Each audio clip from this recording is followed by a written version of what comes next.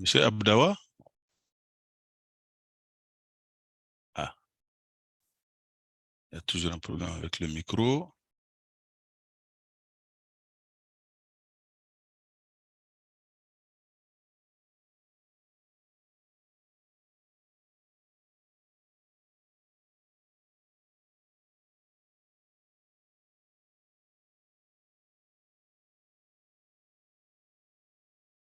On peut commencer?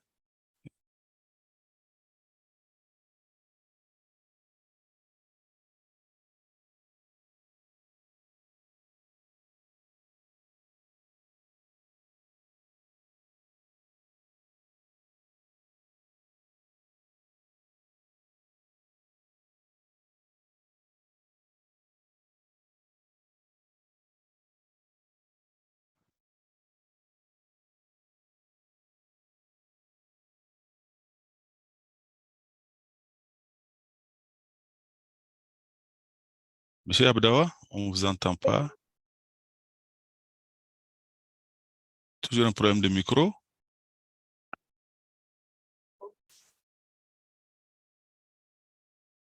Allô?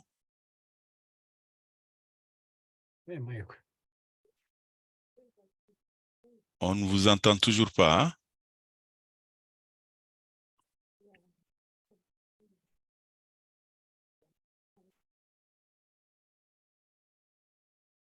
On peut commencer? Il faut... Oui, je pense qu'on peut commencer. Peut-être qu'il faudrait essayer un autre lien de renvoyer et de voir, mais je pense qu'on peut commencer. On a déjà une cinquantaine de participants. Très bien. D'accord. Bon, bonjour, Excellence, mesdames et messieurs, collègues et chers amis. Je vous souhaite donc la bienvenue à ce webinaire portant sur le renforcement de la résilience des communautés à travers les filets socioproductifs et à l'assurance individuelle. Une seconde. On vous attend, Monsieur Abdawa. Je crois que ça va, le micro marche. Donc, je suis Papa Zoumana Diarra, chef de la planification opérationnelle au sein de la mutuelle panafricaine de gestion des risques, ARC, et c'est donc un honneur pour moi de modérer les sessions sur les discussions sur cette thématique combien important pendant les prochaines 90 minutes. En effet, cette séance fait suite à une série de webinaires qui cherchent à mettre en évidence comment on peut capitaliser sur l'intérêt que suscite la protection sociale et les filets sociaux pour contribuer à la lutte vers l'objectif fin zéro, et en abordant la sécurité alimentaire et nutritionnelle tout en s'attaquant aux causes sous-jacentes de la pauvreté et renforcer ainsi la résilience communautaire. Donc, deux éléments essentiels peuvent renforcer la résilience des pays lors de catastrophes naturelles et créer les conditions durables à l'échelle du continent. Il s'agit donc de la gestion des risques et de l'investissement dans les filets sociaux. Et les investissements en soi renforcent la résilience à long terme en situation d'insécurité alimentaire, permettant ainsi de mieux appréhender les risques chroniques et de poser les bases d'une aide constante et prévisible en faveur des ménages pauvres et vulnérables. Alors, si les investissements sont appropriés à un contexte de risque chronique et permettent aux ménages de commencer à constituer des réserves et protéger les moyens de subsistance, il est donc indispensable de mettre en place un mécanisme assurantiel qui puisse fournir des fonds d'urgence spécifiques et susceptibles de renforcer les filets de protection sociale existants. Et sur ce, je voudrais donc passer la parole à M. Patrick Texira, directeur du Centre d'excellence régional contre la faim et la malnutrition, pour ces mots d'ouverture de la session. Patrick, vous avez la parole. Je vous remercie, monsieur le modérateur. C'est un plaisir donc, pour le CERFAM d'organiser le deuxième webinaire de cette série de webinaires portant sur la protection sociale. Et donc, j'aimerais en tout cas saluer la présence de panélistes distingués qui nous ont fait l'honneur de se joindre à nous.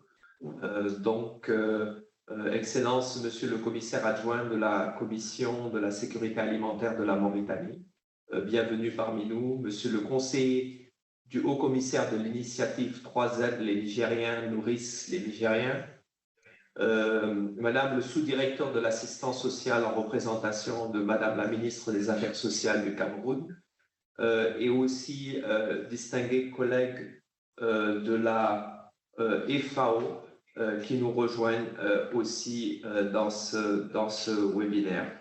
Donc, chers participants, d'ailleurs, j'aimerais souligner pour la FAO que c'est un honneur de recevoir la directrice adjointe pour la transformation rurale inclusive et l'égalité des sexes, donc qui nous fait l'honneur, en tout cas, Madame Lorraine Phillips, de se joindre à nous.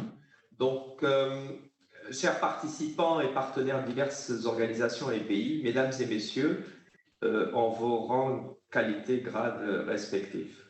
Je vous souhaite la bienvenue à ce deuxième webinaire d'une série lancée en février portant sur le thème « Lien entre les systèmes de production sociale, l'agriculture, la sécurité alimentaire et la nutrition.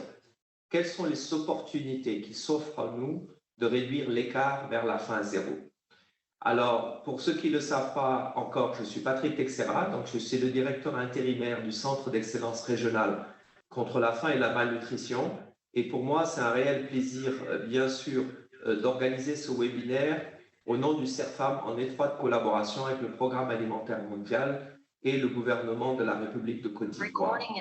Donc, comme vous le savez, cette thématique est d'actualité, car en 2022, environ 431 millions de personnes en Afrique vivaient dans l'extrême pauvreté, soit avec moins de $2 par jour. Depuis l'occurrence de la pandémie et les nombreuses crises qui nous ont affectés, on parle d'un monde de polycrise, n'est-ce pas? Ce monde n'a fait qu'augmenter. Donc les ménages qui sont confrontés à l'extrême pauvreté sont aussi confrontés à un large éventail de défis qui limitent leur capacité à réaliser des investissements productifs ou à même faire face à des chocs imprévisibles tels que le changement climatique, les conflits, mais aussi l'augmentation des prix qui sont dus à ces chocs aussi. Cette pauvreté se transcrit par une difficulté à accéder à une alimentation saine, diversifiée, nutritive, tout au long de l'année. Et donc, ça expose à beaucoup de groupes vulnérables à une situation exacerbée de faim et de malnutrition. Comme vous le savez, un Africain sur 5, soit plus de 278 millions de personnes, est confronté à la faim chronique. Alors, ceci est totalement cruel, inacceptable, et ça, parce que ça représente 20% de la population du continent, contre seulement 10% à l'échelle mondiale. L'année dernière, l'insécurité alimentaire modérée ou grave a le plus augmenté en Afrique, ailleurs que partout ailleurs dans le monde. Selon le rapport mondial sur les crises alimentaires, donc de 2022, près de 41 millions de personnes dans 14 pays d'Afrique de l'Ouest et du Sahel ont été confrontées à une insécurité alimentaire aiguë. Et les dernières nouvelles qui nous viennent du Sahel, justement, montrent que plus de 48 millions seront confrontés à une forme d'insécurité alimentaire durant cette période de soudure. Et dans des pays comme le Mali, le Burkina Faso, nous parlons de plus de 45 000 personnes qui sont aussi au bord de la famine. Alors, ces chiffres alarmants témoignent d'une région touchée par des crises complexes et prolongées. Donc, il est nécessaire de renforcer et de développer la résilience des communautés qui sont déjà vulnérables et surtout développer leurs moyens de subsistance pour faire face à ces chocs.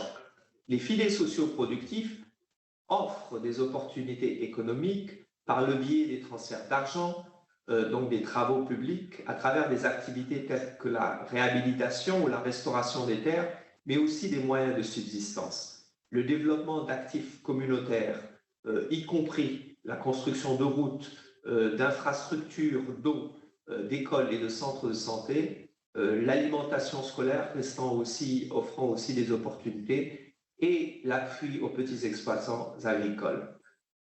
L'assurance des risques et catastrophes désigne, quant à elle, les instruments et les mécanismes au niveau macro, marché et micro qui fournissent des ressources financières aux pays et surtout aux petits exploitants agricoles qui contribuent aux efforts de réponse et de relève en cas de catastrophe. Donc, les filets socioproductifs et l'assurance des risques et catastrophes permettent aux populations de ne pas recourir à des mécanismes d'adaptation négatifs tels que l'épuisement de leurs actifs en cas de crise. Il est également prouvé qu'ils sont des effets positifs sur la cohésion sociale, l'autonomisation des femmes et des jeunes, la gestion durable et responsable des terres, et enfin la sécurité alimentaire et la nutrition. Donc, le webinaire de ce jour sert de plateforme de partage et d'échange pour les pays que nous avons le plaisir d'accueillir et les spécialistes pour mettre en lumière, rappeler une série de moyens par lesquels ces gouvernements, ces institutions permettent justement de faire progresser ces programmes d'alimentation, ces programmes de sécurité alimentaire et de sécurité nutritionnelle, où la protection sociale joue une dimension essentielle. Nous, au niveau du PAM, nous voulons être une plaque tournante pour les échanges de partenariat et de coopération sud-sud. Aussi, le CERFAM soutient les efforts des pays pour atteindre les objectifs de développement durable, particulièrement l'ODD 2, mais aussi les aspirations de l'agenda 2063 de l'Union africaine, l'Afrique que nous voulons.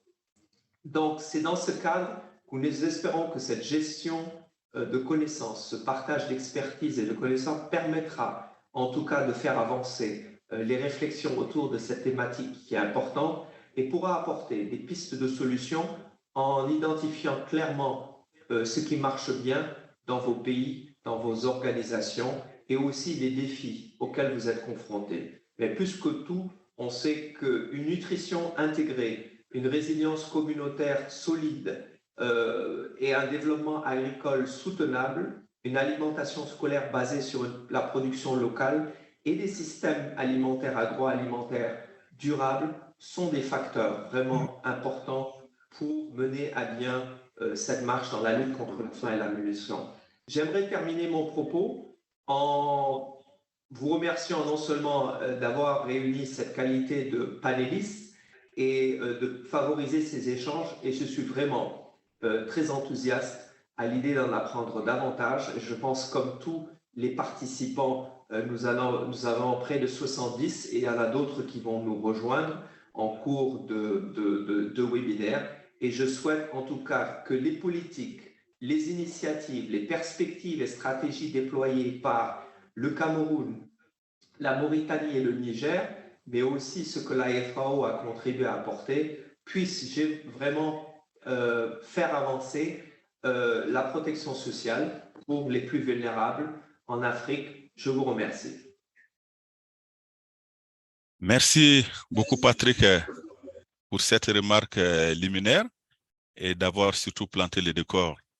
Donc, nous avons donc l'honneur d'avoir d'éminents panélistes qui vont nous présenter les différents mécanismes de protection sociale et d'assurance indicielle qui existent dans leurs pays respectifs.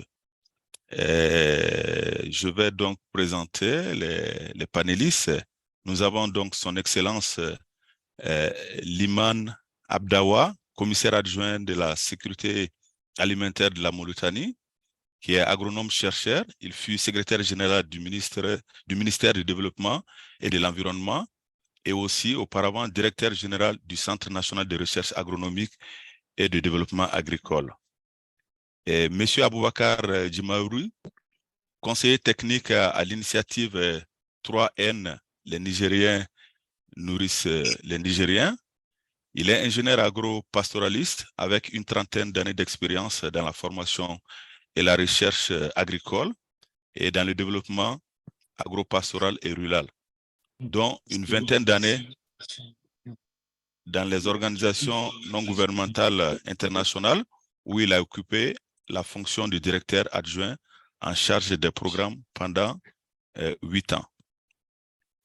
Nous avons Madame Lorraine Phillips, directrice adjointe de la protection sociale du programme des Nations Unies pour l'agriculture, la FAO, et Madame Mamchoun Marie-Edith, qui est la directrice de l'assistance sociale au Cameroun et représente Madame la ministre Pauline Irène. Donc, sur ce, je voudrais donc vous présenter la séquence des présentations qui vont suivre. D'abord, dans un premier temps, la présentation de la stratégie des risques et du mécanisme assurantiel la Mauritanie, par la Mauritanie. Et ensuite, il y aura la présentation de l'initiative 3N, les Nigériens nourrissent les Nigériens. Ensuite, la présentation de la FAO. Et enfin, l'exposé de Madame la directrice adjointe de la protection sociale du Cameroun sur les systèmes et programmes de protection sociale. Sur ce, je voudrais donc inviter son Excellence, M. Liman Abdawa, à procéder à sa présentation. Monsieur Abdawa, vous avez la parole.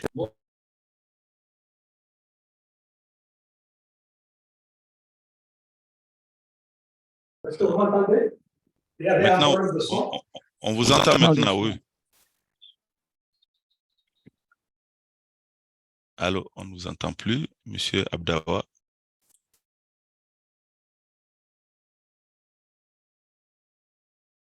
Ah. Monsieur Abdawa? Il y a toujours un problème de micro, hein, à votre niveau.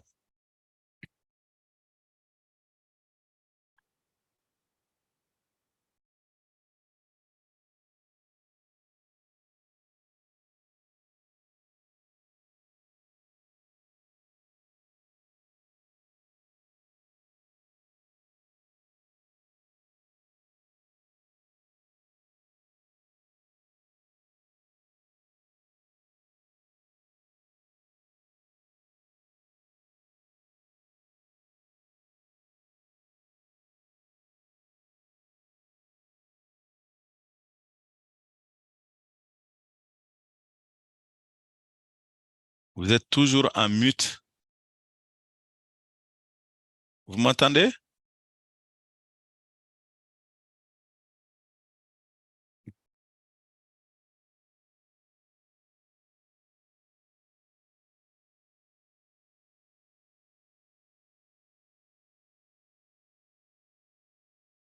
Ah, la technologie. Oui, attends, toujours pas.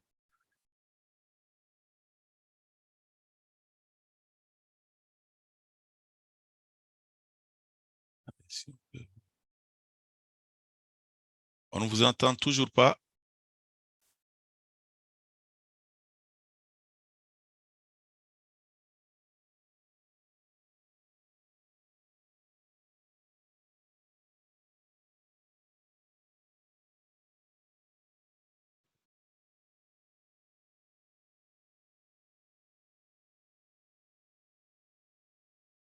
Alors, est-ce qu'on va...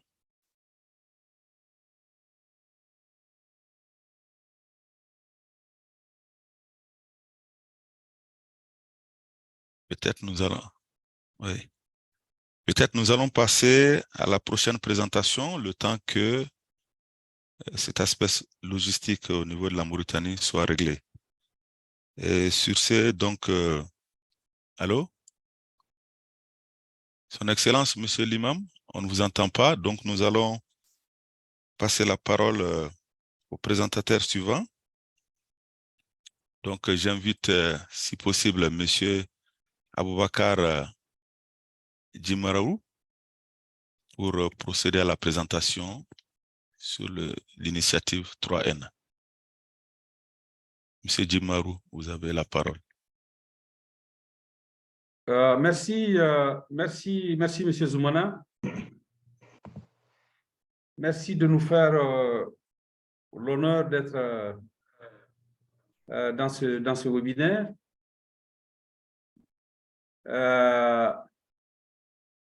Je vais essayer en une dizaine de minutes de faire un petit point sur la contribution de l'initiative 3N dans les efforts d'organisation de systèmes de filets sociaux et d'assurance agricole au Niger. L'initiative 3N fait office de politique agricole nationale pour notre pays.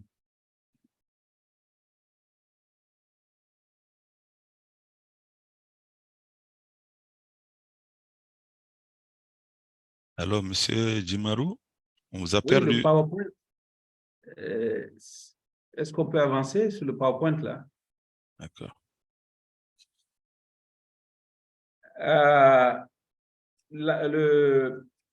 Le cadre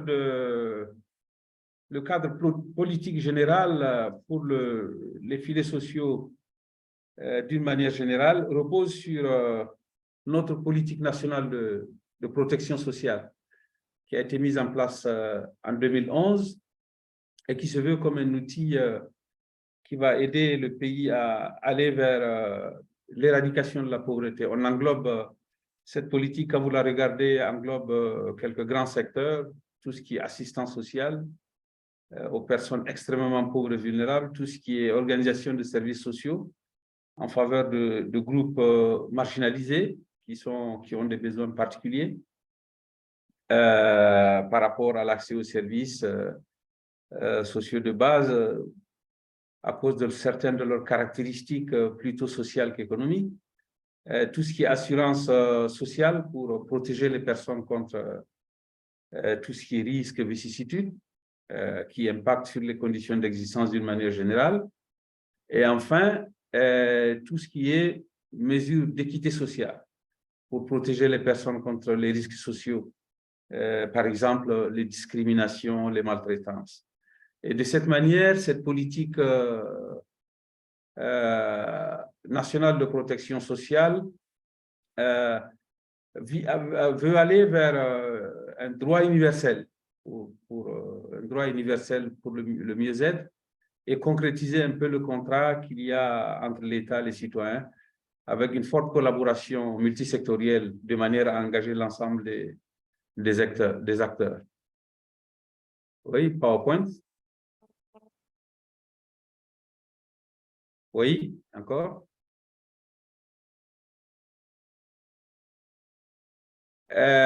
Pour ce qui concerne les filets sociaux d'une manière générale, depuis 2011, avec l'avènement de l'initiative 3N, qui est aujourd'hui notre nouvelle politique agricole nationale, l'État, le gouvernement et ses partenaires essaient de faire converger les efforts en termes d'intervention et d'intervenants vers l'axe 3 que vous voyez de la stratégie de l'initiative 3N.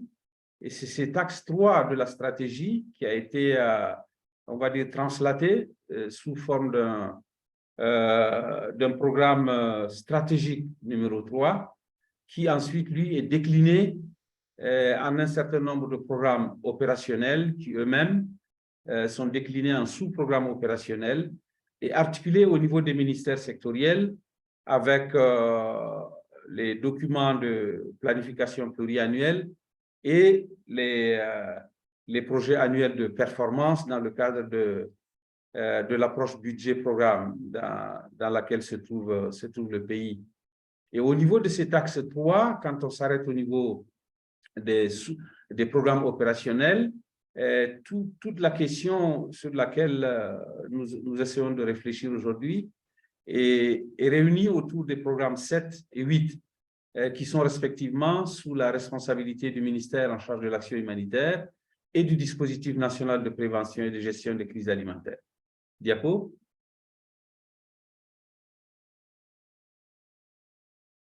Comme je le disais, donc, le gouvernement fait l'effort de faire converger les efforts autour des programmes liés à cet axe 3, parce que, comme je pense pour tous les autres pays sahéliens, et peut-être même les pays africains d'une manière générale, la vulnérabilité à l'insécurité alimentaire résulte quand même de plusieurs facteurs.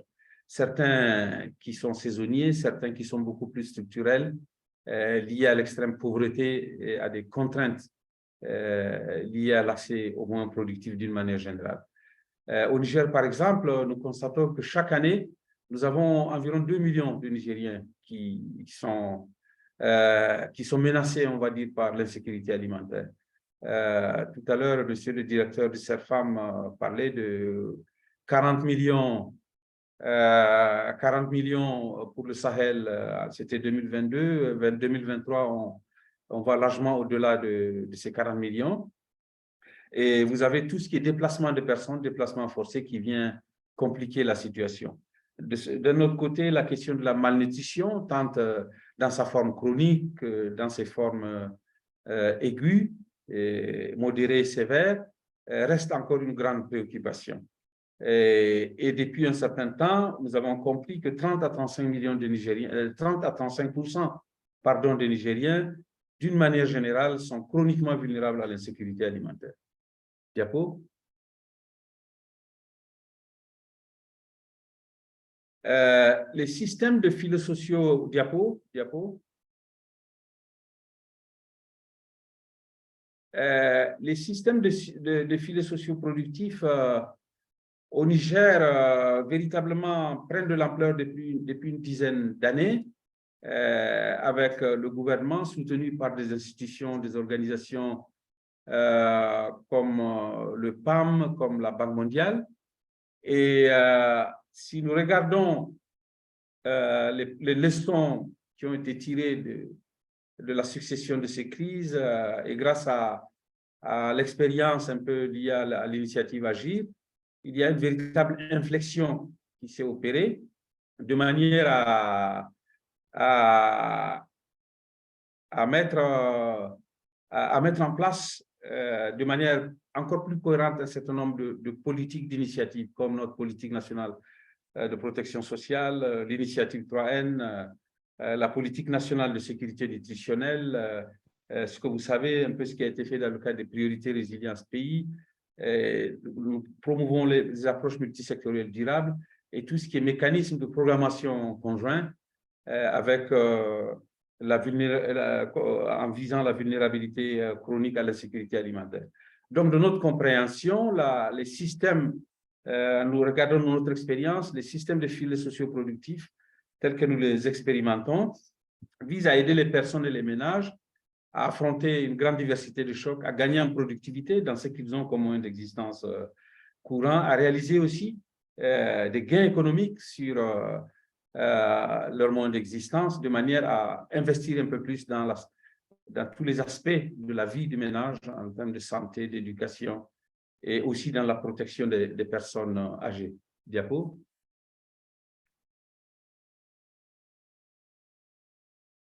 Notre expérience des filets socioproductifs, donc sous la responsabilité du dispositif national de prévention et de gestion des crises alimentaires, qui depuis quelques années s'est doté d'une cellule spécialisée que nous appelons la cellule des filets sociaux, et dans une démarche qui s'articule autour de quelques grands points, la question du registre social unifié, les transferts monétaires pour la résilience, l'accompagnement à ces transferts-là, ces transferts de résilience, les transferts à l'occasion des chocs, donc on appelle les transferts de choc, et tout ce qui est mise en œuvre de travaux d'intérêt général pour soutenir les revenus et soutenir le développement des ressources productives communautaires. Diapo.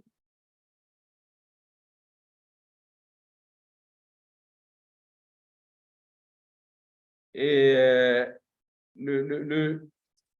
normalement, pour ce qui concerne l'assurance, diapo,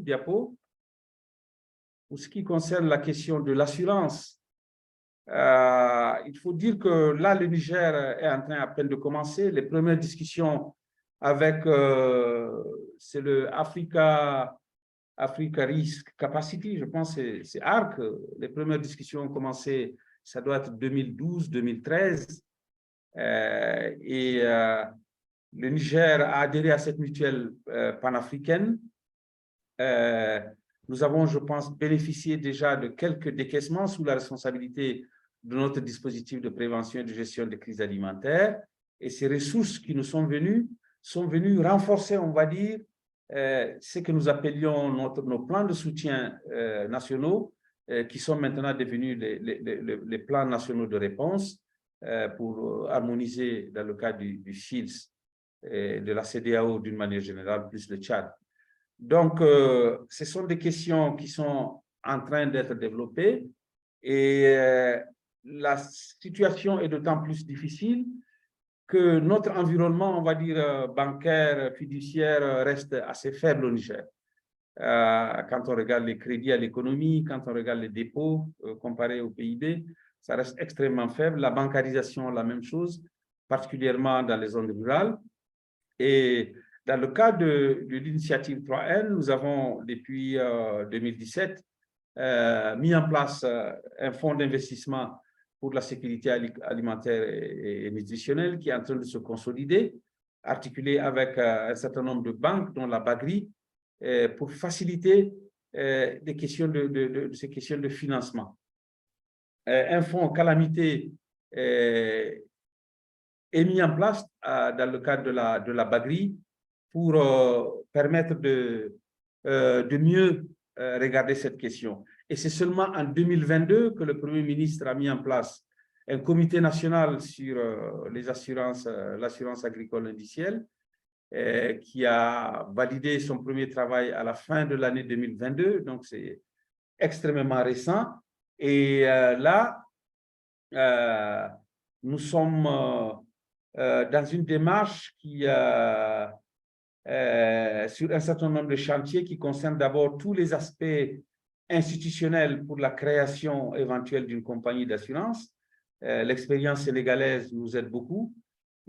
Pour tout ce qui est développement d'un produit d'assurance indicielle qui peut être commercialisable, accessible pour les producteurs, mais aussi qui prend en compte l'intérêt, on va dire, des opérateurs d'assurance, avec une sorte de plan de mise en œuvre ou de mise en œuvre de tout ce qui va être un peu la sensibilisation de l'environnement de la production agricole au sens large, pour commencer à faire prendre un peu cette dynamique-là autour des assurances. Oui, diapo. Je crois que je suis presque à la fin de la présentation. Un autre élément qui est venu enrichir la discussion sur les assurances, c'est le travail qui a été fait dans le cadre de la revue un peu des risques agricoles au Niger. D'une manière générale, l'agriculture, on l'a déjà dit, n'est pas financée, en tout cas très insuffisamment financée dans le pays à cause des risques qui sont liés à ce secteur avec un niveau élevé de covariance. Le ministère en charge de l'agriculture, le ministère en charge de l'action humanitaire, autour du comité national sur les assurances, est en charge de pousser un peu ce processus. Et comme on le disait, on n'a toujours pas un seul établissement financier en réalité qui regarde cette question de l'assurance pour l'agriculture. Diapo. Diapo.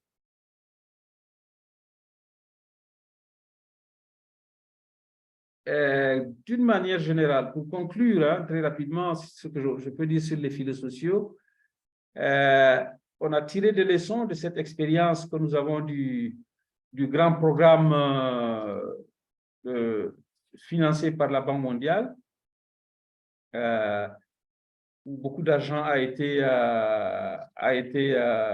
transféré dans le cadre des transferts de résilience, dans le cadre de l'accompagnement au transfert de résilience, et dans le cadre des transferts de choc et de la mise en œuvre de travaux d'intérêt communautaire. Les premières leçons montrent qu'il y a encore de la matière autour de tout ce qui est détermination des montants, de toutes ces toutes les questions de ciblage, la compréhension, la clarification des responsabilités des acteurs, les questions d'ancrage institutionnel. Le projet également qui était donc sous le cabinet du Premier ministre a permis d'aller vers en tout cas quelque chose qui ressemble à des alternatives pour la saison morte dans notre milieu rural.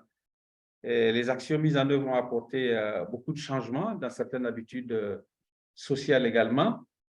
Et avec beaucoup de campagnes de sensibilisation, de formation qui ont été faites, un grand nombre de relais communautaires qui sont mis en place, des comités de salubrité, etc., etc.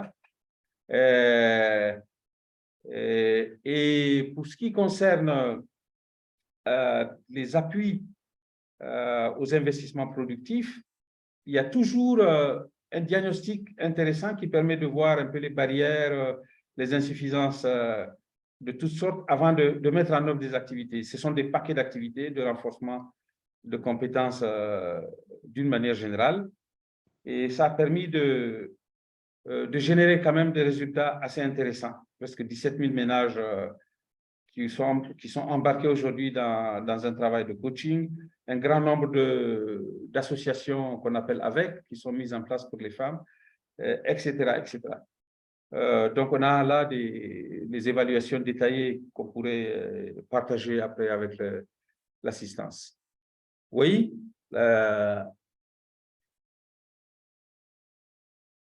diapo.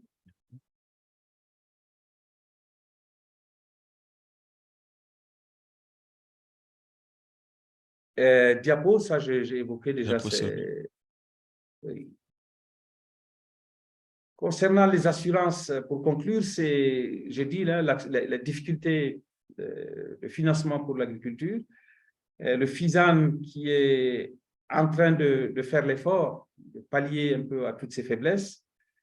On voit avec des marchés, des ménages ruraux de plus en plus ouverts au marché, des marchés qui se structurent mieux également, mais ça reste encore difficile.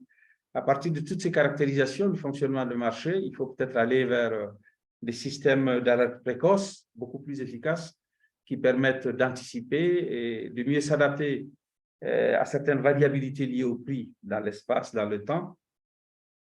Des systèmes d'alerte qui peuvent aider à anticiper l'occurrence de certaines crises majeures comme celle que nous avons vue en 2005.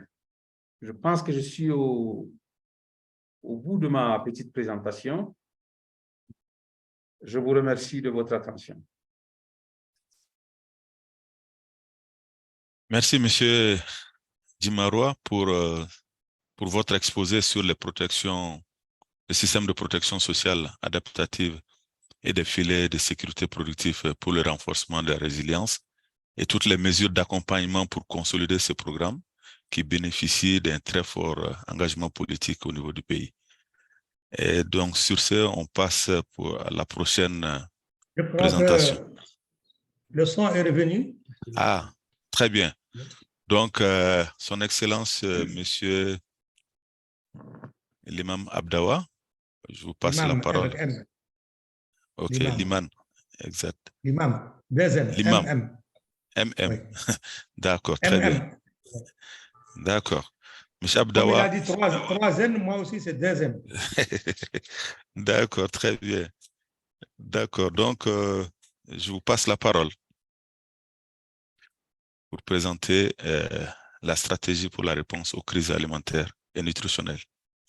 Merci. Est-ce que je peux avoir les diapos? Diapos, s'il vous plaît.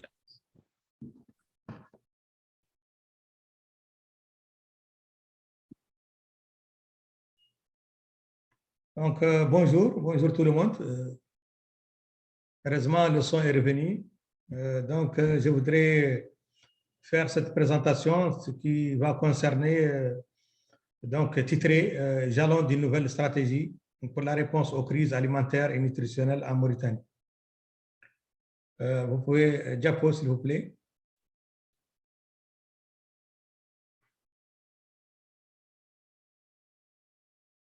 Je voudrais rappeler quand même ici un certain nombre de messages clés pour cette nouvelle stratégie. D'abord, c'est qu'il a été mis en place un système intégré de réponse au choc qui permet d'améliorer donc la planification, la coordination et l'efficacité des interventions, soit du gouvernement, soit des partenaires. Le deuxième message clé, c'est qu'il y a une adaptation et mise à jour fréquente des registres sociaux qui constituent actuellement donc la base de données pour le ciblage de l'ensemble de nos ménages vulnérables en Mauritanie et qui permet donc un meilleur ciblage et une intervention d'urgence chaque fois qu'on a besoin de toucher les ménages vulnérables au niveau du pays. Troisième message clé, c'est qu'il y a une série de programmes qui visent le renforcement, la diversification des moyens de subsistance et des actifs productifs, bien sûr pour favoriser la résilience des ménages et les rendre moins vulnérables au choc. Quatrième donc message clé, c'est qu'il a été mis en place un dispositif national de préparation et de réponse aux chocs, les chocs qui affectent la sécurité alimentaire et nutritionnelle, afin de rationaliser bien sûr la prise de décision et d'assurer aussi une cohérence au niveau de la réponse. Cinquième message clé, c'est l'élaboration des stratégies de financement des chocs qui permet une meilleure réactivité et une meilleure efficience de la réponse gouvernementale. Il y a eu, donc le gouvernement se concentre sur le financement et le déploiement au niveau national des interventions au niveau des filets sociaux réactifs au choc. Et la résilience des ménages, ceci est destiné à briser le cycle de la pauvreté au niveau du pays. Dernier message, donc c'est l'intégration de l'assurance dans la nouvelle stratégie en tant que moyen innovant de financement de la réponse. Voilà un peu un certain nombre de messages clés qui guident un peu cette stratégie de sécurité alimentaire et nutritionnelle. Diapo, s'il vous plaît. Là, permettez-moi un peu de parler un peu du contexte que depuis 2020, donc le gouvernement mauritanien a adopté une approche qui vise à assurer la cohérence, l'efficacité des interventions de l'État et de ses partenaires face aux crises. Avant, cette coordination manquait et les interventions en cas de crise étaient caractérisées par une certaine anarchie et un manque de coordination et de concertation pour la réponse. Là, quand même, la mise en place de ce dispositif, ou l'ensemble des dispositifs, va permettre donc la cohérence et l'efficacité de ces interventions. Cette nouvelle approche repose sur 5 piliers essentiels. Comme mécanisme, nous avons le dispositif national de prévention et de réponse aux crises alimentaires et nutritionnelles, qu'on appelle le DECAN, qui se traduit aussi à travers un plan national de réponse qui a été adopté pour la première fois l'année dernière, c'est-à-dire 2022, et le plan de réponse pour 2023 est en cours d'adoption par le comité interministériel présidé par le Premier ministre, son Excellence, le Premier ministre de la Mauritanie. Il y a eu mise en place d'un fonds national de réponse aux crises alimentaires et nutritionnelles. Pour la première fois, un mécanisme financier qui va permettre de soutenir la mise en œuvre du plan national de réponse. Ce fonds existe déjà et il sera alimenté à travers la contribution du gouvernement mauritanien et la contribution aussi de nos partenaires qui interviennent au niveau des crises alimentaires et nutritionnelles. Bien sûr, l'élément toujours présent et qui constitue l'ossature aussi de toute intervention et de tout ciblage, c'est le registre social. Ce registre social, cette année 2023, connaît, si vous voulez, une mise à jour pour permettre d'y intégrer l'ensemble des ménages vulnérables qui ne l'étaient pas avant et aussi de l'adapter à la nouvelle situation. Nous savons que ça date de plus de 5 ou 6 ans et même parfois d'une dizaine d'années et il va falloir donc le revoir et le réviser pour le mettre à jour, faire sortir les ménages qui ne sont plus dans les besoins et aussi intégrer les nouveaux ménages qui se trouvent dans une situation de vulnérabilité aux crises alimentaires et nutritionnelles. Il y a également comme pilier très important, c'est le système de filets sociaux, nous reviendrons là-dessus. Et un dernier pilier, c'est le transfert des risques grâce à l'assurance sécheresse avec donc ARC que vous connaissez bien. Diapo, s'il vous plaît. Donc, comme je l'avais dit dans la diapo précédente, parmi ces piliers, nous avons les décanes. Nous revenons aux décanes un peu pour vous donner plus d'informations sur ce dispositif qui est créé en 2021 et appelé Dispositif national de prévention et de réponse aux crises alimentaires et nutritionnelles. Et il a pour objectif donc de rechercher, comme je l'ai dit, une cohérence d'action grâce à la mise en place de mécanismes de concertation et de coordination inclusifs, c'est très important, entre les différents départements étatiques ainsi que les partenaires. Il a également pour objectif, ce décane, de renforcer l'État maintenant renforce son leadership à travers la mise en place d'instances de coordination sous l'égide du gouvernement, l'amélioration aussi comme troisième objectif, la rapidité et l'efficience de la réponse, à travers la mise en place de procédures prédéfinies liant les fonctions d'alerte précoce, la prise de décision et de planification et de coordination de la réponse. Ces procédures prédéfinies n'existaient pas avant et constituaient une entrave à une intervention efficace lors des crises précédentes. C'est en quelque sorte une correction et une amélioration basée sur les leçons apprises à partir du traitement et du management des crises précédentes. Le dernier objectif, pas le dernier, mais un autre objectif principal, c'est la rationalisation de la gestion des ressources budgétaires, bien sûr, en situation de crise alimentaire et nutritionnelle. Vous savez que quand on est dans des pays où les ressources sont limitées, il va falloir donc rationaliser l'utilisation des ressources budgétaires pour les rendre plus efficaces et plus efficientes face aux crises alimentaires et nutritionnelles. Diapo, s'il vous plaît. Là, je vous donne un peu le schéma du décane, juste à titre donc de rappel et d'information aussi. C'est ça un peu le schéma du décane, de ce dispositif, qui est présidé par un comité de programmation alimentaire qu'on appelle le CPA, qui est présidé par son Excellence le Premier ministre et qui comprend un ensemble de ministres des départements ministériels concernés par la sécurité alimentaire. Il y a un comité technique permanent de sécurité alimentaire et de nutrition qui est appelé CTP et qui aussi travaille pour présenter son travail pour validation au comité de programmation alimentaire qui est composé des ministres et présidé par son Excellence le Premier ministre. Avec bien sûr ces deux instances, nous avons d'autres instances appelées GTS, il y a le CAB, et il y a aussi d'autres instances qui englobent l'ensemble des structures étatiques et partenaires qui sont concernés par la gestion des crises alimentaires et nutritionnelles.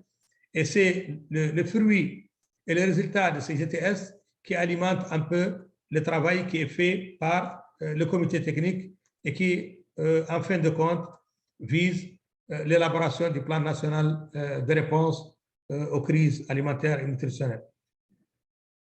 Bien sûr, il est soutenu par un ensemble d'outils. Il y a des enquêtes FSMS qui sont organisées chaque année, il y a des enquêtes SMART, et un ensemble d'outils qui permettent d'avoir une base de données fiable, sortie de la réalité et qui permet une planification basée sur la réalité. Diapo, s'il vous plaît. J'avais parlé tantôt aussi du plan national de réponse qui constitue le résultat de tous ces dispositifs et qui est élaboré chaque année en fonction donc des données disponibles et des besoins des pays en matière de réponse aux crises alimentaires et nutritionnelles. Ce plan de réponse donc face aux crises conjoncturelles touche les pays durant la période de soudure. Le gouvernement a élaboré et adopté un plan de réponse l'année dernière et un plan de réponse pour l'année 2023 est en cours donc de validation au niveau du comité interministériel. Ce plan, comme je l'ai dit, il est validé par les plus hautes instances de l'État et il est donc généralement autour des actions suivantes. Il comprend des assistances d'urgence urgentes et soutenues pour les personnes en insécurité alimentaire et nutritionnelle sévère, dont l'assistance alimentaire et monétaire, la vente à des prix subventionnés, la prévention et la prise en charge de la malnutrition, etc. Il comprend également des activités de protection et de rétablissement des moyens d'existence des populations en insécurité alimentaire modérée, telles que les activités génératrices de revenus, les micro-projets de développement, la distribution de semences et intrants agricoles et des programmes pastoraux. Donc, c'est un ensemble, une batterie d'activités qui souvent sous-tend et inclut dans le plan national de réponse au niveau de chaque année pour permettre donc de subvenir aux besoins des populations vulnérables en période de crise, surtout en matière de sécurité alimentaire et nutritionnelle. Diapo, s'il vous plaît. Ce plan national de réponse que je viens de décrire, il est soutenu. Et il est rendu réalisable par un fonds national de réponse aux crises qui a été créé par le gouvernement. Ce fonds existe actuellement et ce fonds reçoit les contributions du gouvernement et les contributions des partenaires en vue de financer le plan national de réponse que je viens de décrire dans la diapo précédente. Donc, nous avons actuellement des mécanismes, le plan de réponse, quand il est élaboré, il n'est pas élaboré dans le vide, donc il a un mécanisme financier pour le soutenir et pour sa mise en œuvre. Ce mécanisme financier aussi, comme je l'ai dit, il comprend la contribution du gouvernement et la contribution aussi des partenaires qui interviennent au niveau de cette thématique. Donc, ce fonds a pour objectif de canaliser l'ensemble des ressources financières destinées à financer les plans annuels de réponse. Il assure une bonne planification des interventions, donc il n'y a plus d'anarchie dans les interventions, mais plutôt une concertation et une coordination de l'ensemble des efforts, qu'ils soient des efforts de la part du gouvernement ou qu'ils soient des efforts de la part de nos partenaires. Il permet de coordonner, dans le cadre des dispositifs nationaux de prévention et de gestion des crises alimentaires, les DECAN, les efforts des différents intervenants. Il contribue également au paiement de la prime annuelle d'assurance contre les risques sécheresse, objet donc de notre collaboration avec ARC. Les dépenses éligibles sur ce fonds sont généralement les dépenses relatives aux activités inscrites au PNR, Plan national de réponse, et aussi les dépenses de fonctionnement du FNRCAN, qui est le Fonds national de réponse pour soutenir donc les crises alimentaires et nutritionnelles. Diapo suivante. Diapo, s'il vous plaît.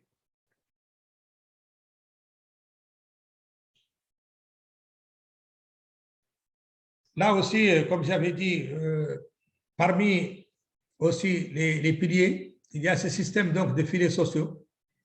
Le système de filets sociaux est une approche vraiment adoptée par le gouvernement mauritanien avec l'appui de la Banque mondiale et d'autres partenaires qui visent à réduire donc la pauvreté structurelle en Mauritanie à travers des programmes qui permettent aux ménages de satisfaire leurs besoins essentiels, de préserver leurs actifs générateurs de revenus, comme les bétails, et d'investir dans l'éducation et la santé des enfants.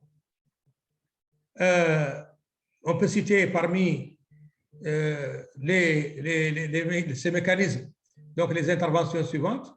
Il y a le programme Tekavoul, qui est un programme d'appui aux ménages les plus pauvres qui intervient de manière régulière et durable avec des transferts monétaires et des séances aussi de promotion sociale.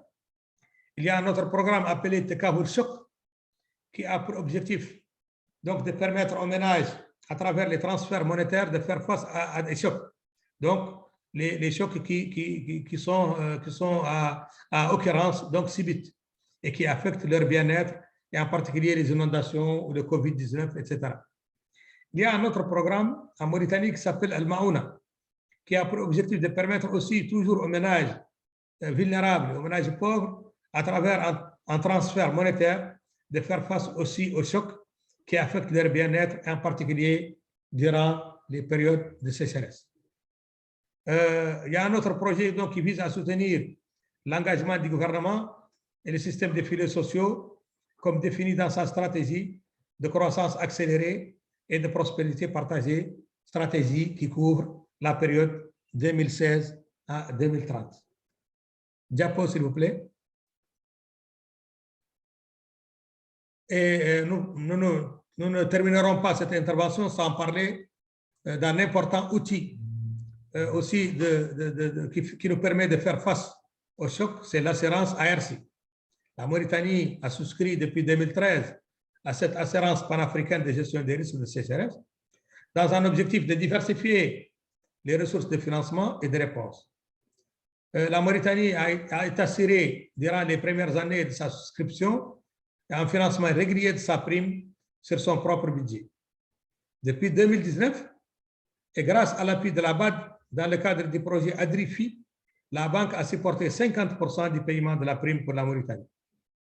Le PAM a également dupliqué l'assurance du gouvernement dans l'objectif de multiplier la couverture en cas de sécheresse. Le pays, la Mauritanie, a bénéficié depuis 2013, à titre d'exemple, de 4 décaissements, 2014, 2017, 2019 et 2021. Vous savez, nous sommes un pays où il y a une sécheresse chronique et il y a toujours donc des problèmes environnementaux qui nous mettent toujours en face d'un certain nombre de chocs et de risques climatiques. Donc, ces interventions ont porté sur un montant qui a dépassé 10 millions de dollars. Ce montant a été utilisé dans le cadre des activités de réponse, portant sur des distributions gratuites de vivres, sur un cash transfert à travers le PAM et aussi l'assistance au cheptel à travers la vente subventionnée au niveau de l'aliment de bétail. L'assurance a intégré depuis l'année passée, c'est l'année dernière, en 2022, la nouvelle stratégie de financement. Le fonds a été intégré dans le fonds national donc, pour supporter les dispositifs nationaux de gestion des crises. Diapo. Donc, c'était la dernière diapo. Je vous remercie pour votre attention et nous restons à l'écoute pour répondre donc à l'ensemble de vos questions, observations et suggestions par rapport à cette présentation et je vous remercie. Très bien.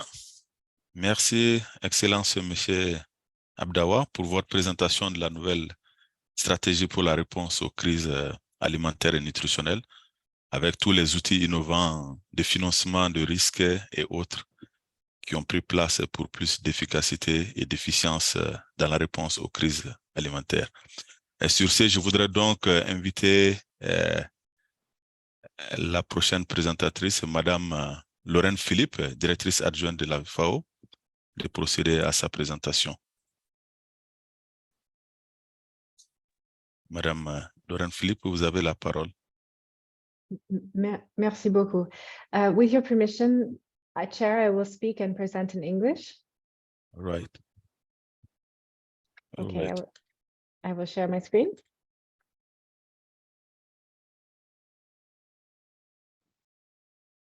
Can you see? Yes. Yes. Go ahead. Okay, thank you very much. I can't see the screen anymore. Okay, thank you for the invitation. I was very interested and happy to hear from the distinguished representatives and colleagues from the member states who have spoken so far. And I want to thank you for your chance to talk a little bit about FAO's experience in using safety nets and insurance to boost their resilience, not just in this region, but across the world. So what I would like to do is to talk a little bit about how climate change is presenting new risks and challenges for food security and poverty, to talk about how social protection can contribute to addressing those challenges and how it can strengthen community resilience, and then provide you 3 case studies and talk about applications of social protection to reduce poverty and food insecurity to help support climate resilient livelihoods and to support disaster preparedness. And I will talk about case studies in the Sahel, in Mexico, and in Kenya. As many of you have already hinted at in your interventions, climate change is having a multiplier effect in terms of the number of people who are experiencing food insecurity and the number of people in poverty. We know that in the world, 80% of people who are extremely poor live in rural areas, and around three quarters or 76% of those people work in agriculture and rely on subsistence farming as their main source of income.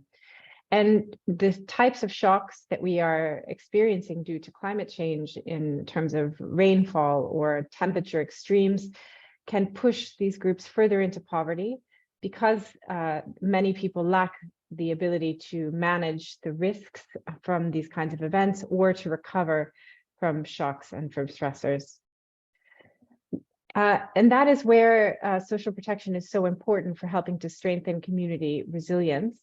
I think social protection can have three overarching benefits. First, it can help to reduce vulnerabilities to poverty and food insecurity by helping communities and families to increase their capacity to cope before shocks happen. They can also be a pathway to help people adapt to climate change and to building livelihoods which are less subject to being disrupted by climate change by facilitating, for example, adaptive technologies. And then it can also support preparations for disasters, anticipation of shocks, or response and recovery. As I mentioned, we think that social protection interventions can play a strong role in reducing vulnerabilities for poverty and food insecurity through increasing farmers and those who work in agri-food systems incomes in order to help them meet their basic needs and to consume the right amount of nutritious food, as well as to pay for essential goods and services for their families, including education and health. It can increase savings and it can trigger increased investment in agriculture, in assets, in inputs for agri-food businesses. And it can increase human capital, as I mentioned, by lowering the cost of health and education or supporting to pay for the cost of health and education. And it can also increase social capital through participation in community organizations and networks. We believe that there's some preconditions for interventions that aim to reach these objectives and that they're well targeted and focused so that they have long-term planning. And we believe that it's important to ensure that social protection is regular and predictable so that it can play a role in buffering against shocks for poor and extremely poor households, as well as increasing the ability of households to engage in climate resilient activities to build up their livelihoods in the medium to long term. So now I would like to tell you a little bit about the case studies and the approach. FAO has been using an approach that we call Cash Plus, which address both food insecurity and poverty by making a direct cash transfer, as well as training and providing capacity building for rural households. So under these types of schemes, recipients are provided technical training and also asset packages or livelihood inputs to increase their production and incomes. And this type of approach has been used in many countries across the world and has been shown to be very effective in evaluations in Africa, Asia, and in Latin America, where we see that when recipients receive cash as well as training and inputs, they're able to increase the number of hours that they spend in entrepreneurial type activities in agri-food systems, or how much they are able to engage in self-employment, which can help to offset the risks of incomes which are in high climate change areas in agriculture. So our experience of using this type of approach on Cash Plus in West Africa and in the Sahel is sort of here listed in the following countries: Burkina Faso, Niger, Chad, Mali, Senegal, and a planned intervention in Nigeria, apologies, where we are doing the sort of package I mentioned, addressing basic needs, providing inputs and training. We've done evaluations on the approach in a number of countries, and we've started doing capacity development in the countries that you can see there under the second bullet point. And finally, through our FAO's hand-in-hand investment program, we're working on supporting a national investment plan of social protection in Nigeria. So that was to give you a sense of what we're doing in terms of food security and nutrition. When we are thinking about social protection as a tool for producing climate resilient livelihoods, as I mentioned, we see social protection of having a strong role in contributing to the management of natural resources, compensating people for losses that they experience due to climate change, and to help improve agricultural productivity and to support the adoption of climate smart agricultural practices and technologies, which we know are necessary, but may be out of the reach of many poor families. I'm going to highlight in the coming slides the role of weather index insurance schemes, which can be effective safety nets for vulnerable small-scale food producers, especially when subsidized by governments when budgets permit. And these sort of safety nets can help ensure that people don't uptake negative coping strategies. So the first case study I wanted to share with you is from Mexico on a small scale insurance scheme, which uses unusually 2 levels of government in order to subsidize the premiums for smallholder producers. So 90% of the premium is paid by the federal government and the state government. It's a federal country, Mexico. So whenever there's a lack of rainfall and it falls underneath a predetermined level, there's a payout by state governments directly to small scale food producers in the area. And these are small producers that have less than 20 hectares or 60 units of livestock. And there's a lot of evidence about this program. It's been around for quite a long time that shows that it allows farmers to produce on greater areas of land, to use the land more productively, and that it helps to reduce the use of negative coping strategies when rainfall levels are lower and therefore climate is having a stronger impact. So in terms of the last area that I wanted to discuss, which is on how social protection can support disaster preparedness, anticipatory action, response, and recovery. Traditionally, we know that social protection systems have been designed to address idiosyncratic risks, but we also know that there can be shocks which come together and which multiply. So what we need to do is to build shock responsive social protection systems, which can address these covariate impacts or sort of joint impacts. And the way to do that is to provide support in anticipation of shocks that will come, to support the recovery and reconstruction when a shock arrives, and to help prepare for shocks. And you can see this in the graphic there at the bottom right, where you have a cycle of support. And weather index insurance can be one methodology to protect households from these kinds of weather-related shocks in order to save assets and livelihood strategies. So I just have one example about this kind of approach from Kenya, where there is an index-based livestock insurance that provides protection for herders in drought-prone and arid and semi-arid areas of Kenya, and where there is a use of new technology like satellite data to measure the quality of pasture land in those areas remotely. What this scheme does, IBLI, is it allows insurance to release payouts to insured herders when the sort of conditions for livestock mortality reach a determined threshold under which it would be difficult to continue to use livestock for livelihoods. And this approach of using satellite data and this mixed approach in terms of livestock has shown positive impacts in safeguarding food security and nutrition of the pastoralists who are insured, but also reducing the need for them to sell assets and to have negative coping strategies. So in Marsabit County in Kenya, this approach led to a 36% reduction in the likelihood of distressed sales and a 33% reduction in the likelihood of dropping meals amongst family members as a coping strategy, which is obviously very important. that's the end of my presentation. I hope that these case studies were clear, and I'm happy to answer any questions as they arrive. Thank you very much. Très bien. Merci beaucoup, Madame Lorraine, pour cet exposé, pour avoir mis en exergue effectivement le système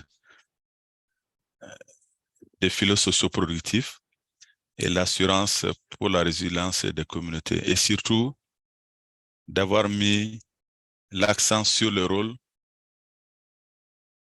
de ce système qui permet de réduire la vulnérabilité des communautés et ainsi permettre celles-ci de procéder à des investissements. Sur ce, je voudrais inviter Madame Mamchoun pour procéder à son exposé sur le système de protection sociale du Cameroun.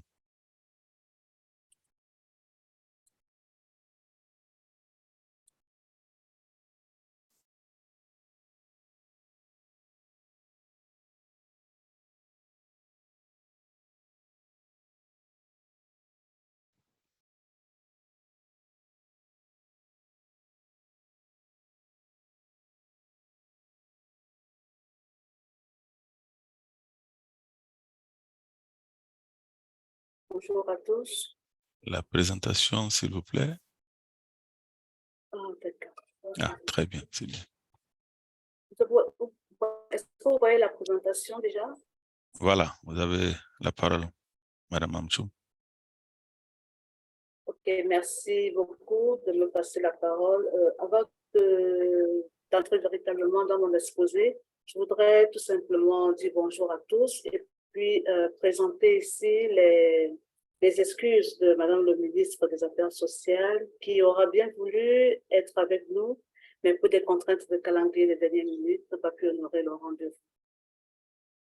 Donc, je voudrais dire merci pour nous avoir associés, le gouvernement ivoirien, le CERFAM, le PAM, de nous avoir associés donc à ce forum.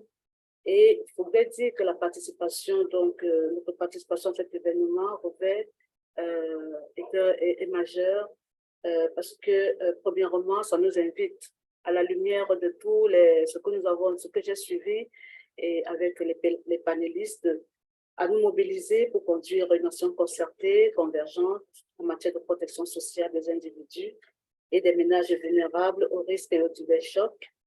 Et nous voulons saisir dans cette occasion, et c'est la deuxième raison de notre prise de parole, pour présenter donc l'expérience du Cameroun dans les systèmes, programmes de protection nationale. Donc, notre intervention va donc être portée sur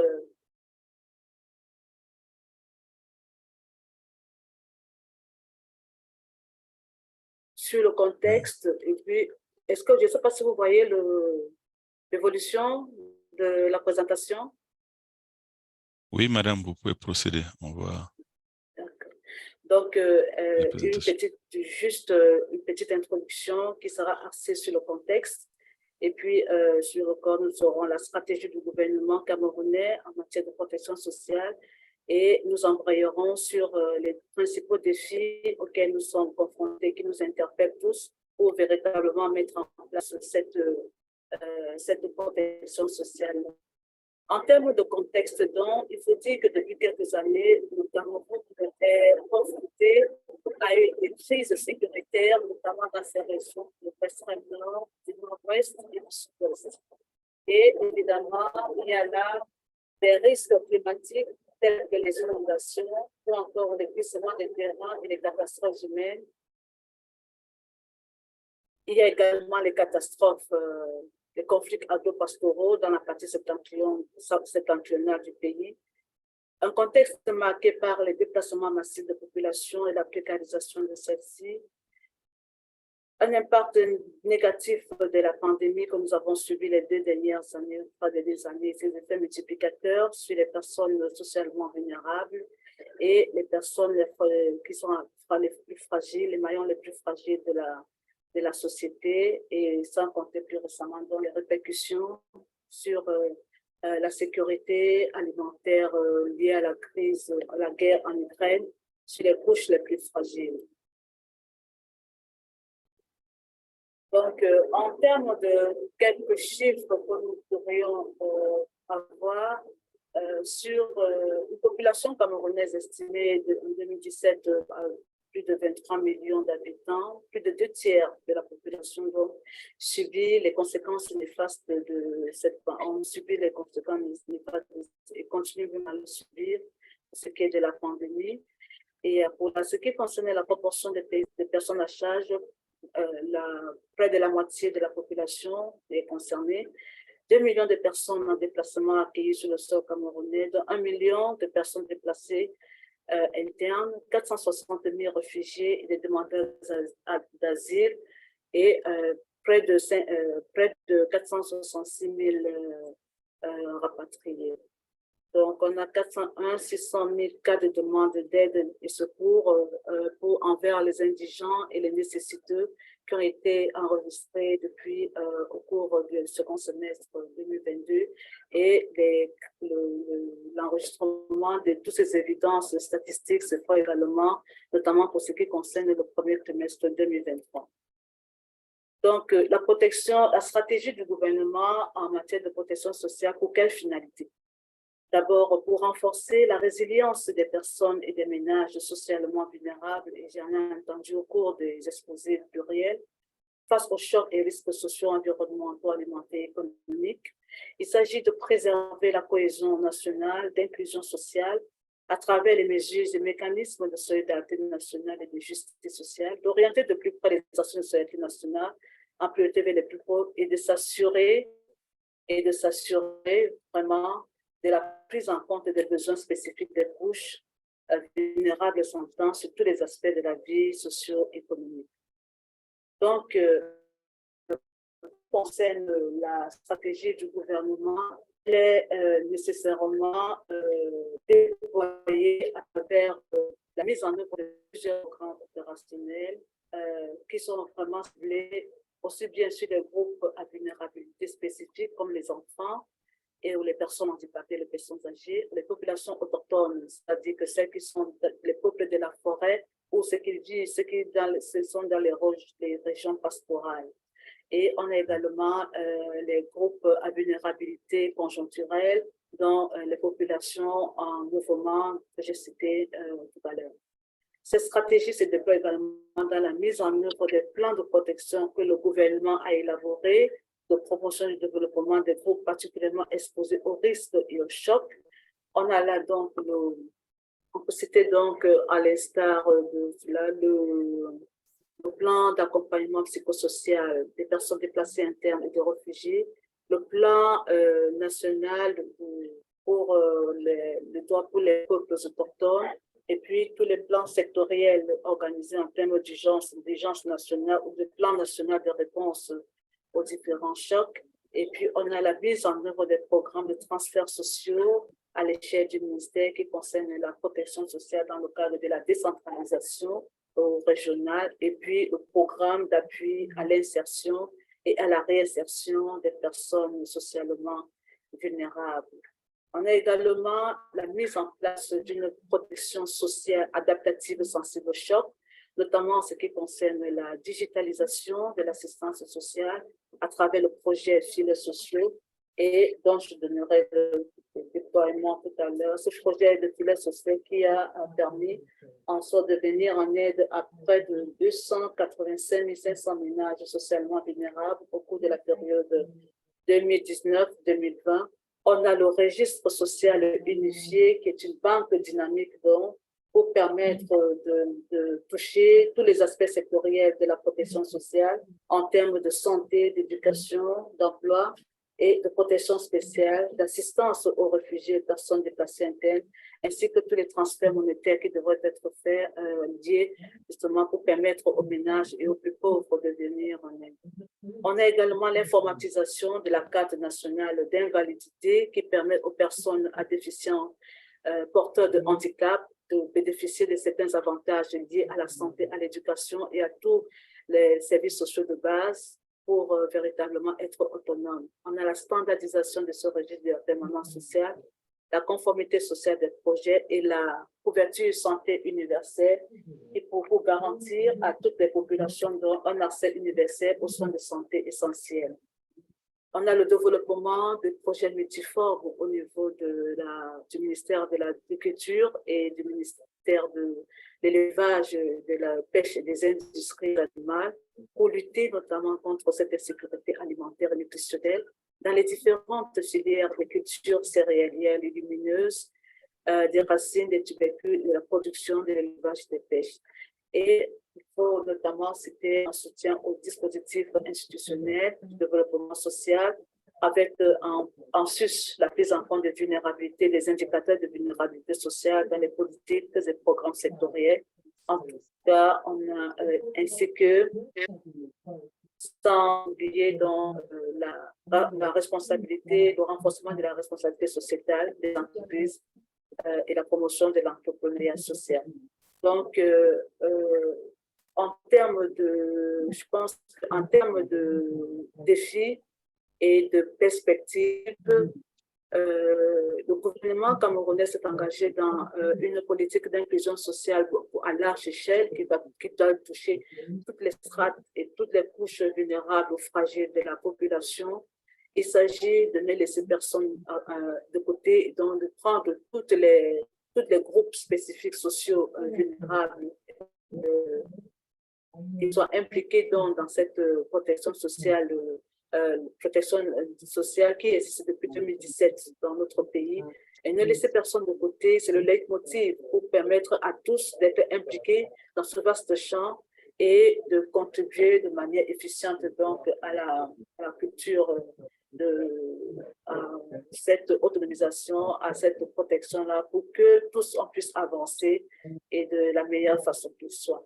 Donc, en termes de défis également qui se présentent, il faut diversifier, renforcer le partenariat avec les acteurs nationaux ou internationaux ainsi que tous les partenaires qui pourront nous aider pour faire avancer la protection au niveau de la protection sociale au niveau de nous et qui nous permettra, grâce à un certain nombre de projets, de programmes développés à notre niveau, de permettre en sorte que ces personnes, les maillons les plus fragiles de la société, puissent être capables de s'auto-alimenter et d'avoir une autonomisation dans la structure à l'échelle de la société. Il s'agira de soutenir la mise en œuvre de tous les programmes ministériels et projets ministériels qui ont été qui sont déployés à travers les différents sectoriels et de faire en sorte que, ensemble, dans une coordination concertée, que nous puissions aller vers ce qui est une coordination qui est commandée par la stratégie nationale de développement, la SND 30, qui est la boussole gouvernementale pour les 10 prochaines années et qui vont nous permettre en fait d'aider les ménages les plus pauvres, d'affronter les crises et les chocs, de retrouver les moyens les plus durables et de gagner en productivité pour une autosuffisance alimentaire. Maintenant, en termes de financement, de budget relativement qui s'étale sur la programmation commandée par les bailleurs de fonds, il faudrait que cela soit également amélioré et renforcé pour que ce programme-là trouve qu'il soit beaucoup plus implémenté, et puis disséminé avec le pays pour que nous puissions véritablement prendre encore et permettre d'aller vers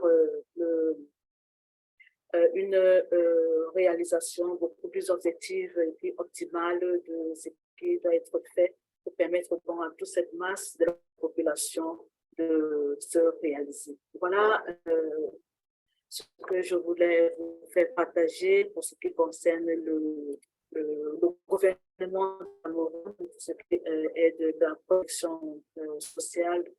Je vous remercie pour votre bien aimable attention en attendant que toutes les observations, les suggestions ou d'autres questions et d'autres préoccupations qui pourraient émerger puissent nous permettre d'aller vers. Merci. Merci, je vous remercie, Madame Mamchoun, pour cet exposé qui donne un aperçu du système de protection sociale au Cameroun au bénéfice des ménages socialement vulnérables face aux chocs et risques sociaux, environnementaux, alimentaires et économiques, afin surtout de préserver la cohésion sociale. Et sur ce, nous allons procéder à la phase suivante portant sur les discussions, séance de questions de l'audience. Donc, mesdames et messieurs, après donc, ces brillantes présentations effectuées par les différents panélistes, nous allons passer aux séances de questions et réponses. Donc, chers participants, je vous invite donc à poser vos questions dans la boîte de conversation. Il y a déjà certaines questions, donc j'invite les uns et les autres à poser davantage de questions.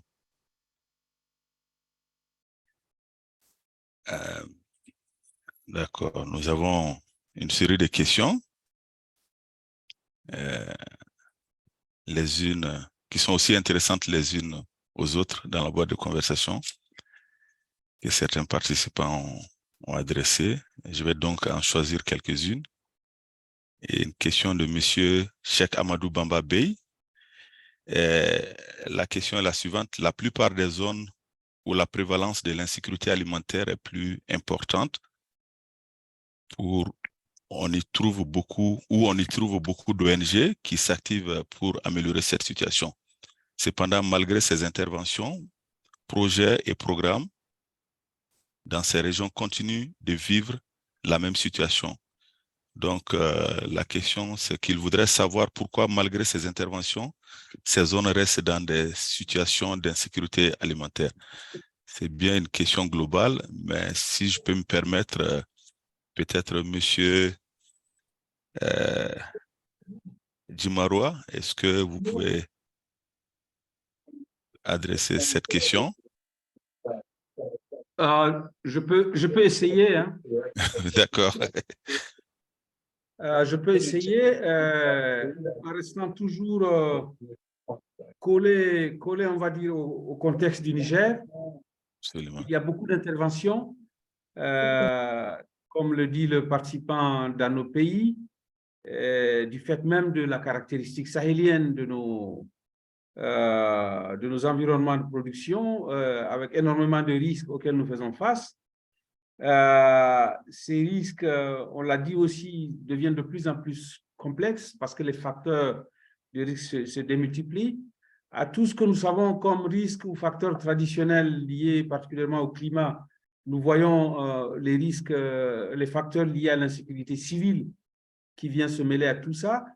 Ça fait qu'on est véritablement dans un environnement, on peut dire, de polycrise extrêmement difficile à comprendre et à adresser. Et les acteurs sont nombreux et je crois que c'est le panéliste de la Mauritanie qui a mis le doigt sur le problème de la coordination et de la convergence des efforts. Et il y a encore une grande dispersion des interventions et des intervenants. Cette grande dispersion des interventions et des intervenants réduit les effets que nous recherchons, réduit la possibilité de générer l'impact. Réduit la possibilité pour nous de mesurer les effets et les impacts. C'est pourquoi il faut que les partenaires des États et les États acceptent des cadres la mise en place de cadres plus efficaces de concertation et de coordination. Et c'est ce que nous essayons de faire au Niger depuis 2018 avec la mise en place d'instances et de structures pour opérationnaliser le nexus urgence-développement et paix d'une manière générale, en relation avec la grande réunion qui a eu lieu à Istanbul, où cette question était au centre des discussions. Donc, je pense que voilà, c'est vraiment cette question d'insuffisance de concertation et de coordination et pour qu'on ait un leadership de l'État. Et si on a une bonne coordination, une bonne concertation, ça va nous amener nécessairement à quitter l'approche projet pour nous insérer dans des approches programmes. Malheureusement, on est loin de ça. Il y a des petits budgets, bon, on a des petits financements. Quand c'est dans les étapes de réponse, c'est 3 mois, 6 mois. Il faut faire son rapport, et tout ça n'est pas pris dans un système national de mesure. Ça complique les choses. Et de l'autre côté, pour un pays comme le Niger, les insuffisances que nous avons autour de notre registre social unifié. À l'horizon 2024, le Niger cible à peu près 800 000 ménages qu'on voudrait inscrire dans notre RSU. Ça fait à peu près 5,5 millions de personnes. À la fin de l'année 2022, là, donc il y a quelques mois, la situation qui a été faite nous montrait qu'on était à 400 000, 417, 418 000 ménages qui étaient véritablement inscrits dans le RSU, avec des données socio-économiques exhaustives, collectées, stockées. Donc, cette absence de RSU aussi, est, quelque part, est un problème. Parce que le participant dit, les gens interviennent, mais il y a toujours le problème. Est-ce que vous êtes sûr qu'il y a toujours le problème? Les gens interviennent, mais il y a beaucoup de changements. Il y a beaucoup de ménages qui sortent de situations difficiles. Il y a beaucoup de personnes qui sortent de situations difficiles. Mais nos systèmes de mesure ne sont pas suffisamment homogènes pour nous amener à des évidences qui aident le grand public à voir les progrès qui sont réalisés dans les efforts des États et des partenaires. Voilà, M. Zoumana, moi, les premières idées qui me viennent à l'esprit. Merci. Merci beaucoup, M. Djimaoura, pour vraiment cette réponse assez détaillée qui fait le point sur justement le besoin de coordination et de concentration et concertation justement entre les différents acteurs pour passer de l'approche projet à beaucoup plus l'approche programme. Sur ce, donc, on va passer à une autre question. La question suivante, comment les aspects liés au changement climatique et les besoins spécifiques des femmes, jeunes et des groupes vulnérables sont pris en compte dans le système de protection sociale au Cameroun? Donc, j'invite Madame Mamchoun, je pense que cette question vous est adressée.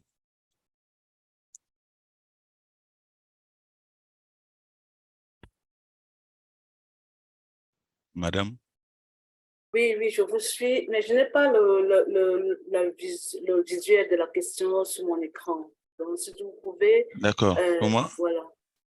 Donc, la question, je répète encore, comment les aspects liés au changement climatique et les besoins spécifiques des femmes, jeunes et des groupes vulnérables sont pris en compte dans le système de protection sociale au Cameroun? Je pense que les aspects de changement climatique, étant donné que ce sont des chocs et des risques auxquels les populations sont confrontées, et lorsque on appréhende cela, il y a des ministères qui sont concernés par cette politique de mise en œuvre de ces stratégies-là.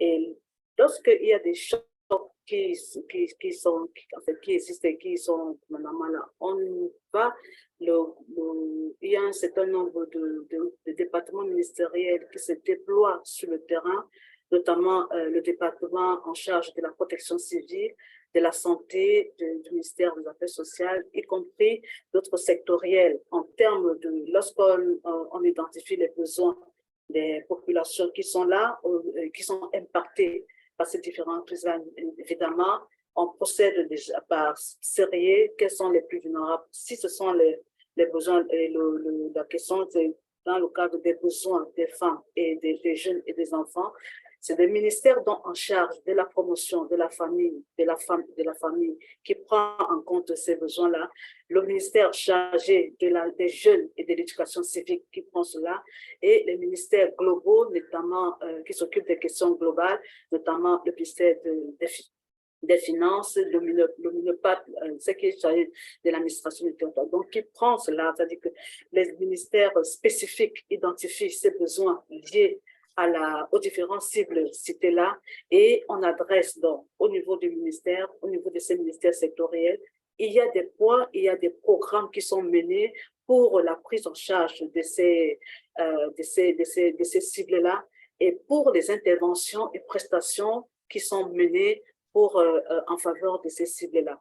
Et lorsqu'il y a ces risques-là qui interviennent liés au changement climatique, notamment en termes d'inondation, en termes d'incendie, en termes de glissement des terrains, c'est tout comme je disais, il y a une espèce de coordination qui se met déjà en place, notamment par un plan d'urgence de la réponse qui se met en place pour pouvoir donc aller sur le terrain et prendre, récupérer, diagnostiquer, prendre les besoins de ces personnes-là pour pouvoir adresser aux différents ministères sectoriels qui apportent la réponse donc en lien avec les besoins qui seront identifiés et liés à ces cibles-là. Et il y a donc des plans d'intervention sociaux qui sont menés, donc, qui sont élaborés pour pouvoir apporter des réponses soit ponctuelles, soit à moyen terme ou à plus long terme. Cela dépend d'une planification qui doit être faite stratégique ou opérationnelle et jusqu'au niveau local pour pouvoir accompagner et suivre ces personnes-là qui sont dans le besoin. Voilà ce que Merci beaucoup, madame, pour vraiment ces détails par rapport à la question. Donc, je vois M. Abdawa qui voudrait intervenir. M. Abdawa, est-ce qu'il y a un complément par rapport aux questions? Vous avez la parole, M. Abdawa, Son Excellence. Bonjour, je voudrais juste peut-être compléter en ce qui concerne l'effet des changements climatiques sur nos pays du Sahel. Et aussi, je crois qu'il y a une question qui a été posée, c'est l'inefficience, ou le manque en tout cas d'impact vraiment palpable des différentes interventions dans nos différents pays du Sahel. Je crois que les intervenants précédents ont contribué d'ailleurs à la réponse à cette question, mais j'aimerais juste ajouter que au niveau de nos pays, nous avons un problème, plusieurs problèmes qui sont conjugués, dont l'effet est conjugué, plusieurs facteurs dont l'effet est conjugué. Nous avons d'une part des chocs récurrents dus au changement climatique. Nous faisons face donc à l'avancée du désert. Nous faisons face à des sécheresses récurrentes. Nous faisons face aussi à beaucoup de fléaux auxquels font face nos pays de façon cyclique. Et de l'autre part aussi, nous avons des ressources limitées. Ceci d'une part. Troisième facteur, c'est que malheureusement, les différentes interventions de la plupart de nos partenaires ne sont pas coordonnées et ne rentrent pas dans le cadre de la mise en œuvre d'une stratégie unifiée. C'est pour cela que ce qui diminue un peu l'impact des interventions des uns et des autres. Et je crois que ceci, je l'ai dit un peu dans mon intervention, ce que nous sommes en train de corriger actuellement au niveau de notre stratégie en Mauritanie. Nous avons découvert que la plupart de l'inefficience découle bien sûr de l'ensemble des facteurs que j'avais dit, mais surtout du manque de coordination et de concertation entre l'ensemble des acteurs. Tant que nous ne concevons pas qu'il s'agit d'un objectif commun entre les structures étatiques, les partenaires, la société civile, et que tout le monde concourt vers un seul objectif et que tous doivent contribuer à sa réalisation, l'effet sera toujours en deçà de ce que nous attendons.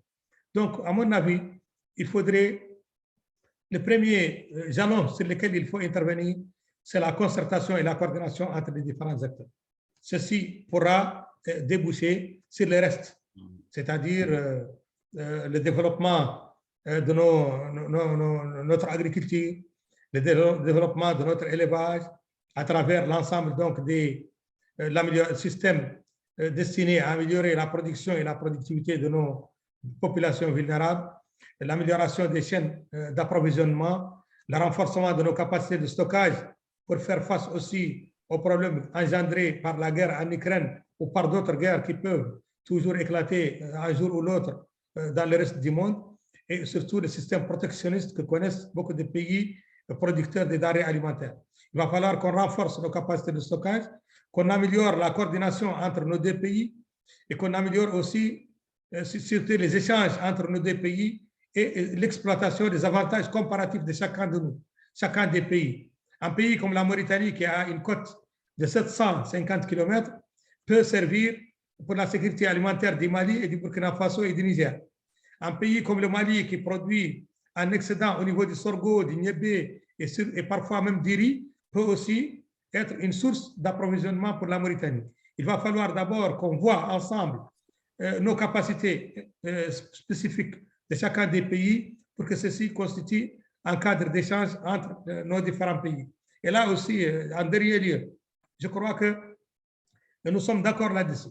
les actions tendant à affronter les changements climatiques ou à réduire leur impact et surtout les risques de catastrophe ne peuvent pas être faits dans les pays séparément, puisque les actions environnementales, les actions de réduction des risques de catastrophe doivent être faites en commun, parce qu'elles sont transfrontalières et ne peuvent pas concerner un seul pays. La Mauritanie ou le Mali ou le Niger ou le Cameroun, si nous faisons une politique de lutte contre les effets néfastes des changements climatiques seuls, nous ne pourrons pas arriver. Il va falloir que cette politique de lutte contre les effets néfastes du changement climatique, la gestion des risques de catastrophe et la réduction des risques de catastrophe soit une politique régionale qui permet d'affronter comme un seul pays l'ensemble de ces fléaux. Et je vous remercie. Merci, Excellence, pour cette réponse détaillée qui aussi met en exergue effectivement le besoin davantage de concertation et de coordination entre les différents acteurs. Donc, ceci, vu le temps, nous allons passer peut-être à la dernière question. Bon, je voudrais peut-être adresser cette question à Madame Lorraine. La question est, voilà. Yeah, according to government representative on the panel, what is the role of international financial institutions in encouraging the establishment of social safety net, while acknowledging the role of structural adjustment program by IMF in decreasing funding allocated to the poor? Thank you. That's a great question. Very complicated as well. Sorry. No, that's fine. I think that the role of international financial institutions can certainly be to grant or to lend money to governments to support national level social safety net programs, or the sorts of insurance subsidization that I talked about to protect smallholder farmers. But I think they can also play a role in supporting the creation of the unified registers. I saw there was another question about unified social registers, and ensuring that the government has enough, not only finance to administer a program, but also technical knowledge to administer the program. And of course, the question also refers to structural adjustment programs, which could reduce the amount of money that governments have available. And therefore, it's important to see whether or not IFI financing should come in the form of grants, or if they should come in the form of loans, and to focus them on the multiple benefits that social protection can provide for gender, for children, for social capital, as well as for productivity. Thank you. Thank you very much, Ms. Lorraine. Surtout, effectivement, le fait de mentionner le registre social unifié, qui est un outil très important, justement, dans la consolidation des mécanismes des filets sociaux dans le pays. Bien, nous arrivons bien au terme pratiquement de cette séance webinaire, qui a été très enrichissante au regard des exposés qui ont été présentés par nos éminents panélistes, et il ressort de façon globale une volonté des gouvernements respectifs d'investir justement dans les mécanismes des filets sociaux productifs pour garantir durablement, en toutes circonstances, la sécurité alimentaire et nutritionnelle des populations socialement et économiquement vulnérables. Donc, nous avons vu le Niger qui a fait une esquisse de l'intégration d'une protection sociale adaptative et des filets de sécurité productifs avec l'appui des partenaires tels que la Banque mondiale et le PAM pour renforcer la résilience des plus vulnérables face aux changements climatiques, aux crises et aux catastrophes. Et les résultats probants du projet face au chômage en milieu rural et l'appropriation surtout communautaire des réalisations. La Mauritanie, qui a fait une illustration de la mise en place d'une panoplie d'instruments importants du plan national de réponse du pays qui sont actionnés pour assister les populations face aux crises structurelles et conjoncturelles.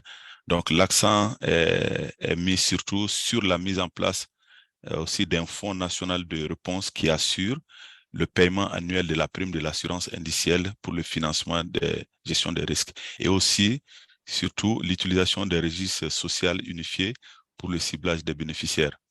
et Madame Lorraine, qui a mis en exergue le système de filets socio-productifs et l'assurance pour la résilience des communautés, le rôle surtout de ce système qui permet de réduire la vulnérabilité des communautés et ainsi permettre à celles-ci de faire des investissements et générer par occasion des revenus. Et l'intervenant, le Cameroun, Madame, qui nous a permis de voir un aperçu des priorités justement et initiatives au niveau du Cameroun en matière de protection sociale, les réalisations majeures au profit des couches socialement vulnérables face aux différents chocs et risques, et un partenariat innovant et plus accru autour de la mise en œuvre des différentes initiatives de protection sociale afin de renforcer davantage les mesures d'assistance et de protection qui s'avèrent nécessaires. Sur ce, je voudrais remercier tout de même nos panélistes, son Excellence, Mesdames et Messieurs, et surtout pour votre disponibilité et votre temps. Donc, sans tarder, je voudrais passer la parole à Monsieur Patrick pour les mots de clôture. Je vous remercie, Monsieur le modérateur.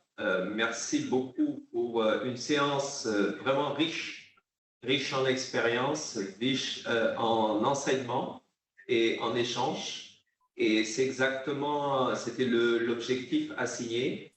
Et nous avons réussi à vraiment réunir autour de la table, cette table virtuelle qui nous réunit, une palette d'experts qui ont vraiment pu faire avancer le rôle des filets sociaux, de la protection sociale, de l'assurance, notamment dans la protection des groupes les plus vulnérables, et trouver des liens très forts en ce qui concerne la sécurité alimentaire, mais aussi la résilience, renforcer la résilience des communautés face aux chocs multiples auxquels ils sont confrontés. Ce qui se dégage, en tout cas, c'est que nous avons beaucoup d'expérience dans la région et que nous pouvons compter aussi avec l'appui technique de partenaires importants, dont Africa Risk Capacité, la FAO, le Programme alimentaire mondial et bien d'autres. Et ça, c'est un message important pour les institutions gouvernementales, publiques, de savoir que dans cette grande entreprise, personne ne peut travailler en isolation.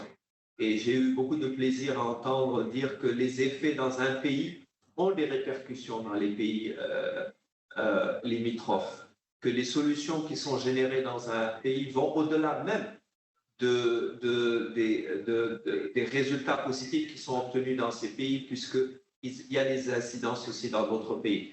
Ceci témoigne en tout cas de la nécessité de se réunir autour de ces objectifs communs, de faire du partenariat vraiment sous toutes ses formes, de l'intégration, de la coordination, des avantages, des leviers pour promouvoir la résilience des communautés et leur assurer plus de sécurité alimentaire et de nutrition. Et c'est tout le rôle du CERFAM, qui se veut aussi un catalyseur, qui se veut une plateforme d'échange et un forum. Donc, vous pouvez d'ores et déjà aussi compter sur le CERFAM dans les piliers qui se dégagent, notamment la recherche, notamment le plaidoyer, important, les partenariats et l'assistance technique qui va dans ce sens. Alors, j'aimerais dire que ce deuxième webinaire vient confirmer ce que nous avons déjà aussi fait lors du premier webinaire, où nous avions invité bien sûr d'éminents spécialistes du Bureau international du travail, de la Banque mondiale, du PAM, mais aussi de l'UNICEF et de l'AFO à nous rejoindre. Donc, nous bâtissons maintenant sur des exemples très concrets de pays. Et je pense que ce qui se dégage, en tout cas, c'est qu'il y a matière à faire des filets de production, de protection sociale, notamment par leur flexibilité, leur capacité d'adaptation, leur capacité de répondre aux besoins concrets des groupes vulnérables, vraiment des leviers de développement, et les leviers de développement sociaux, économiques. Et j'aimerais une fois de plus terminer mon propos par remercier vos institutions respectives qui sont vraiment des blasons dans ce domaine. Et nous portons en tout cas garant et en tout cas nous offrons bien sûr notre collaboration pour faire en sorte que nous puissions disséminer les messages au-delà de ces pays, au niveau sous-régional, régional, continental, voire mondial. Donc, je terminerai par remercier aussi Monsieur le modérateur qui, de main de maître, a pu aussi animer les débats. On remercie en tout cas cette collaboration très franche que le CERFAM a eu à développer avec African Risk Capacity et nous espérons en tout cas la faire fructifier dans les mois à venir. Et j'aimerais aussi remercier l'ensemble de l'équipe qui a travaillé technique autour de ça, notamment Madame Cissé, Odia, qui a vraiment pu réunir ce panel et assurer que ça se passe bien. Et tous ceux qui derrière aussi nous ont assistés, notamment les interprètes qui ont fait un travail remarquable et toute l'équipe technique derrière et de communication aussi dans la dissémination. Donc, il faut savoir que nous allons extraire, bien sûr, partager les présentations avec l'ensemble des participants, mais aussi faire un résumé qui sera inclus dans une brochure que nous allons aussi partager non seulement avec les panélistes, mais aussi diffuser à plus large échelle. Donc, merci encore pour votre présence. Nous sommes bien au-delà de l'heure impartie. Ça témoigne de l'intérêt, en tout cas, du sujet. Donc, nos amitiés sincères et tous nos hommages à toutes ces excellences qui nous ont rejoints. Et nous transmettons donc, bien sûr, nos salutations les plus distinguées et respect à vous tous. Et nous vous invitons, bien sûr, à rejoindre le troisième volet de cette série de webinaires qui viendra compléter, en tout cas, les discussions avec vous. Un honneur pour le CERFAM d'avoir été votre hôte virtuel et merci encore pour votre présence et votre participation très active et très fruitful. Merci beaucoup. Merci. Merci beaucoup. Merci. Merci beaucoup. Merci beaucoup. Merci au CERFAM et à toute l'équipe. Merci beaucoup.